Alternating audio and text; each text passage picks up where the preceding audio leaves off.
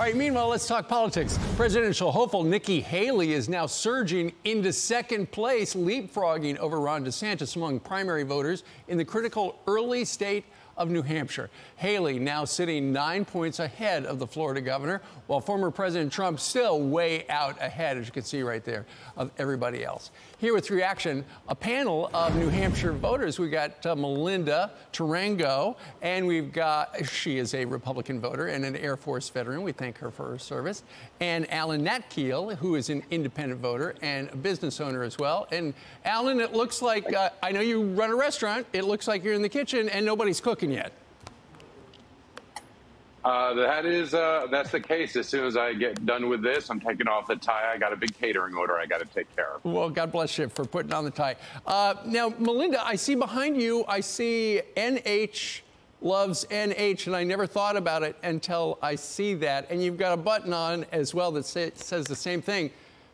One NH stands for New Hampshire, and the other stands for Nikki Haley. Why is it you are now obviously supporting her on TV? Oh, there's no question that that's what I would be doing. When I heard Nikki speak, I was floored by the intelligence and rationality of her platform. I was immediately taken away from the other guy and right to Nikki. It was instant.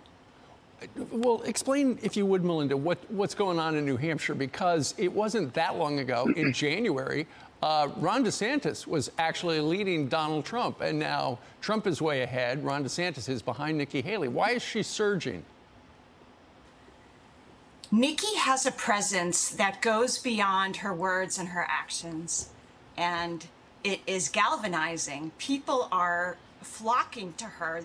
They hear her speak once and they say, I know who my candidate is. Mm-hmm. I haven't seen anything like it in ages, and it's something that comes with people who have a special quality about them, and they're just able to draw people in. She's genuine, she's intelligent, she's strong, and she's making it happen. Well, Melinda has made up her mind, but Alan, you have not. Last time around, you voted for Joe Biden. You are an independent voter. What are you thinking about Joe this time? I think that he had his shot at the ring for her, being a one-term president, honestly. I think that he is aged out. I mean, I remember when Ronald Reagan was criticized for being too old, and he's still younger. So I'm kind of looking for some new blood on both sides. I think it's really interesting that Nikki Haley has surged as much as she has. I think she ticks a lot of boxes for a lot of the Republican and more moderate voters. Sure. So, Alan, as a small businessman, obviously the economy is your #1 issue. Is there another Democrat who's currently not running who might, entice you to vote for that person if the DNC allowed them in?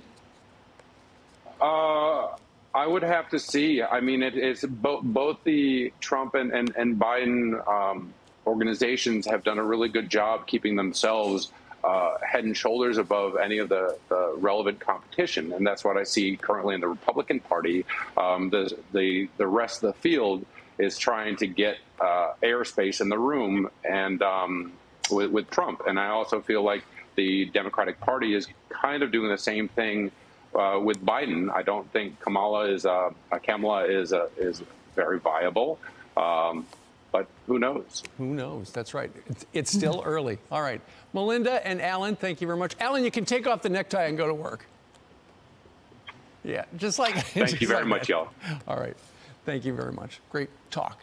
All right. I'm Steve Doocy. I'm Brian Kilmeade. And I'm Ainsley Earhart. And click here to subscribe to the Fox News YouTube page to catch our hottest interviews and most compelling analysis.